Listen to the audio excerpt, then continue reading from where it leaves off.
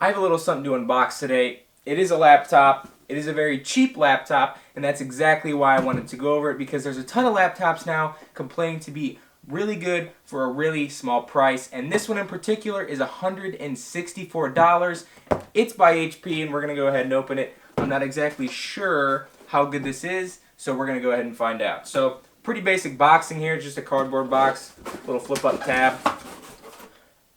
Very simple boxing, as you can tell. Not a very nice unboxing experience, but for $164, can you really complain? We have this encased, and I'm assuming this is a charger, and this pamphlet, don't care, this, and that, don't care either.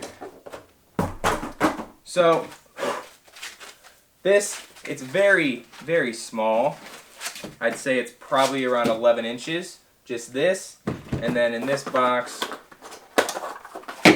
we have the charger. Very small charger.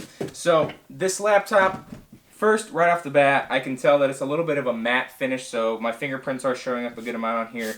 But it is by HP. It is a Chromebook, which is why it's probably so expensive, because it doesn't need a lot to run, and you can't really do much on a Chromebook unless you're a student when you're doing documents, whatever. But you can't really game on this. There's a lot of limitations when it comes to gaming on this laptop, because everything is through the Play Store. So we're going to go ahead and check out this interior we got here. I'm not sure what kind of version of the Chrome OS this is on, but if you can take a look here, it's still the old Google logo. So it's pretty old compared to, Google doesn't really have that logo anymore, so that's a bit strange, I think. This is the HP SmartBuy Chromebook 11G4. It retails for around $165, and it's rocking the Intel Celeron N2840 dual-core processor running at around 2.16 GHz. Of course, for this price point, you're going to see a lot of differences in build quality and parts use, so don't expect anything too crazy in the looks department or the inner workings department. This is, however, meant to be a very cheap and affordable laptop for students or other types of people just looking to get their hands on their first laptop. As far as ports go, on the left side we have the charging port for the laptop and your standard SD card reader. On the right side we have a HDMI port, USB 2.0 and 3.0 support, as well as a 3.5mm headphone jack. However, I wish they did offer two USB 3.0 ports, but hey, what are you going to do?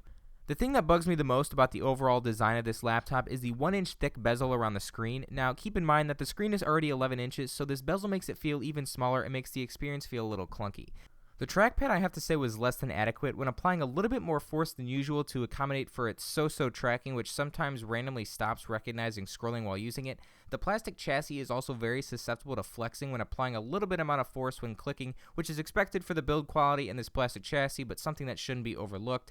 Overall, the trackpad is not the greatest. It feels kind of very sticky and clunky when using it, so if you're looking for a laptop with a great trackpad, this is not something that you want to buy unless you plan on using some kind of external mouse or a USB mouse. The keyboard is sporting the standard butterfly mechanism that we have all used at some point or another, and I have to say it was fairly decent. It had some tactile feel to it, which I personally like, and it was very smooth. A simple tap on the key would register, so you wouldn't have to press or slam down the key very hard to get really any kind of feedback. The keyboard also had some flexing issues, but again, with the plastic chassis, you are going to be seeing issues like this somewhere. Overall, a fairly decent keyboarding experience, and I would highly recommend this if you're looking for a decent keyboard or if you type a lot. The speakers are nice and loud and pack quite the punch. I'll give you guys a listen, and keep in mind that this is around 50% volume, so it does go up another 50%. I have to give it to HP. These speakers are really nice and pack a nice punch.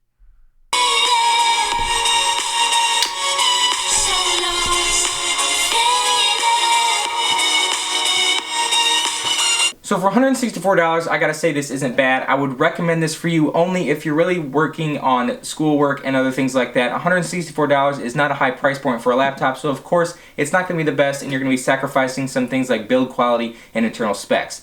For this one, you're not going to be doing any gaming on it because there is not much to do. You might be able to get a few gaming apps on the Play Store, but that's really about it when you're looking for high performance. The most you could probably do on this is watch a few YouTube videos and do some document typing, and that'll probably be all the CPU can really handle on this. It's not the best, but of course it's not the worst. For $164, I really can't complain when it comes to the pros and cons to this. There are going to be pros and cons to every laptop, of course, but this one does have a few things that I think HP could tweak out, but of course it's not the best. But if you're really low on money and you're kind of just looking to get a laptop to just kind of toy around with, maybe do some documents on, then I would definitely recommend this for you. But other than that, if you're kind of a high-end CPU user, then I would really not recommend this for you. It's not the greatest. It's a plastic build quality, and the internal specs just aren't the greatest. So if you're looking for something a little more high end, I would look into getting something a little bit different, maybe custom build a desktop or something. But for this, really the only thing I'm going to be doing on it is Google-based products and documents and stuff like that. So it is more aimed towards students with a budget, or a lot of schools are purchasing this for 1-in-1. So I don't know, I would say this is a pretty decent laptop for the price. Of course, it's not the best, and if you're looking for something a little more high-end, I would rarely recommend staying away from this. But that is it for this video, and I will see you guys in the next one. Make sure you subscribe for more unboxing and everything like that cool tech, and I will see you guys in the next video. Thanks for watching, and peace out.